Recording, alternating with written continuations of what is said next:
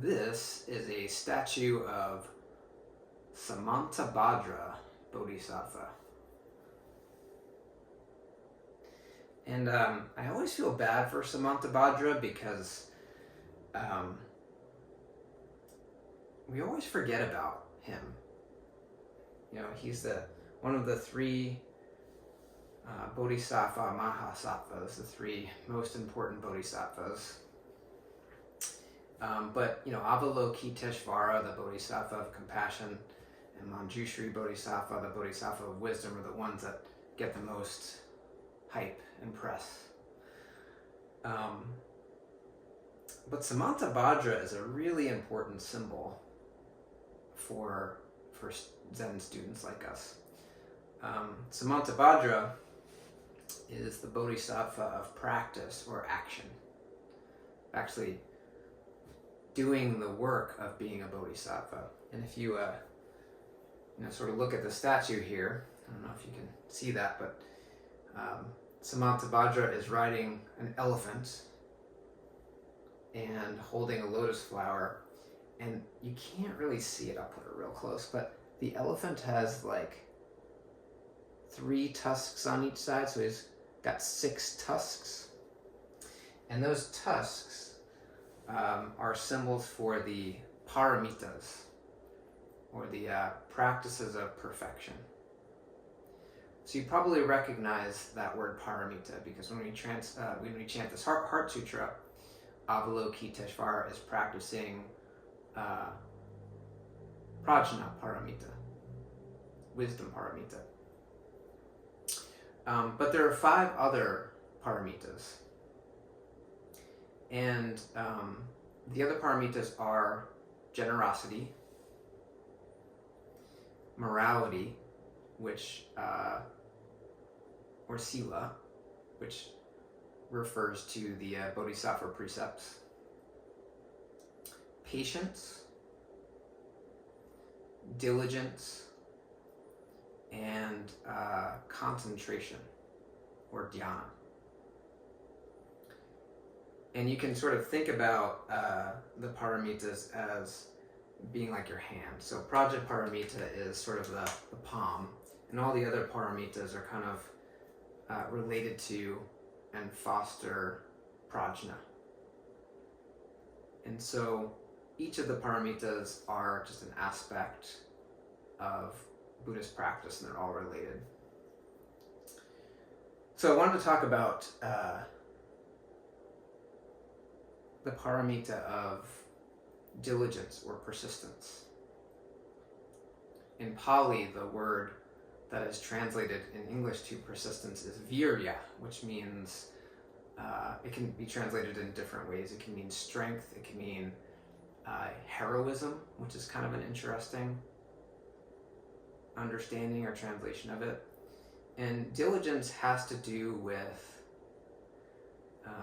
and persistence has to do with continuing to come back again and again and again to your practice, and practicing even when you don't want to, practicing when you're tired, when you don't feel like it, and coming back to practice when maybe you've fallen off practice.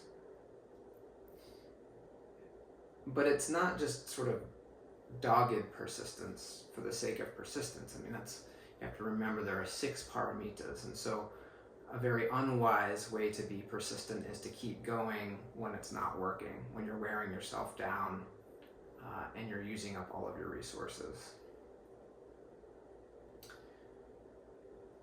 Persistence is really important on the way. And for those of you who are doing the Zen 108 practice, 108 days with 1 hour of zazen per day, you know a little bit about practicing this particular paramita.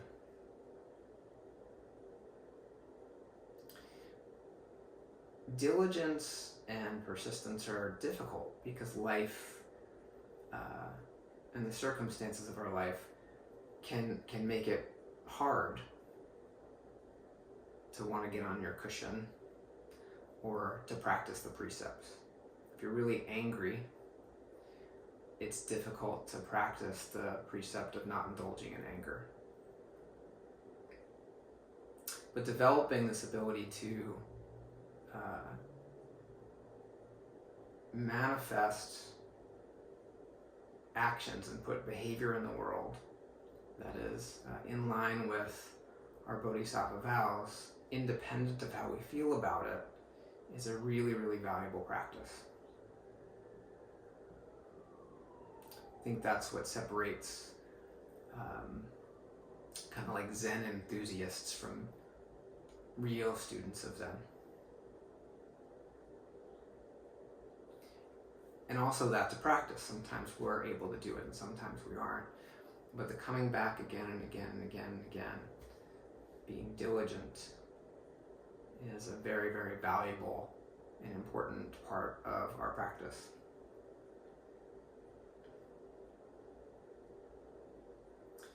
There are lots of different ways that we can, or challenges to diligence, I should say. There's sort of the I'll put it off to laterness, the procrastination impulse we might have. Like, I just don't want to do it right now. And diligence is important in a circumstance like that, because if we can make the choice to go ahead and do that thing, that's important. Get on our cushions, even though we don't want to, do it now instead of doing it later. We can start to break that hold that sort of habit of procrastination maybe has on us. And the thing is, underneath procrastination is this delusion that we'll have time to do it later. And we don't know that. We really don't. Another sort of challenge that practicing the paramita of diligence can help with is, the challenge of getting sort of distracted by and caught up with things that are really not important. Things that seem urgent but are actually not important, or wasting our time. Some of that might be getting caught up with impression management, or trying to meet expectations of others when that's not the most important thing. And actually we might have to do something that's more important that might actually violate some of the expectations of others. And sometimes it's just plain not feeling like we're capable of doing something, or fearing that we're going to fail. So kind of getting caught up in this delusion of not having the capability or not being able to do something, which is really more about avoiding the possibility of making a mistake or a failure.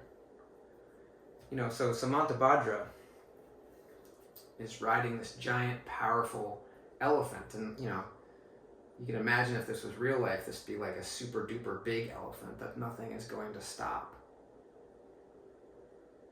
It probably could knock down trees and things. So,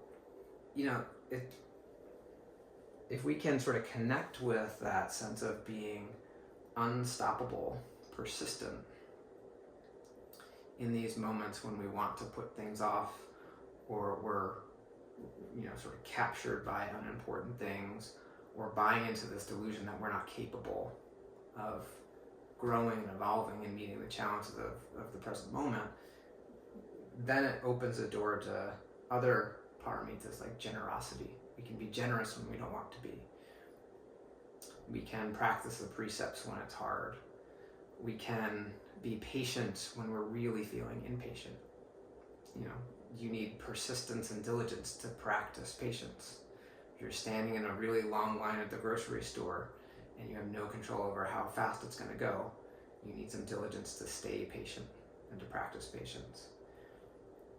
If we're going to, practice zazen and practice concentration paramita or jhana paramita, it takes persistence. We're always falling off balance and coming back. And if we're going to find some stability in this world, and we're going to act with wisdom and develop the ability to see and experience life with the eye of wisdom, that also takes diligence. So,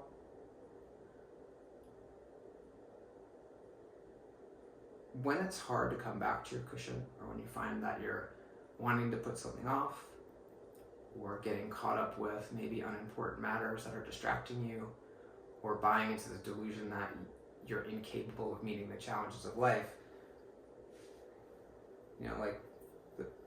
maybe just get on your elephant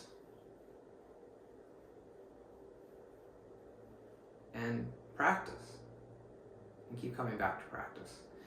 The bodhisattvas are not sort of gods that are in the pantheon somewhere looking down on us. This is you. This is me. We manifest this in the present moment.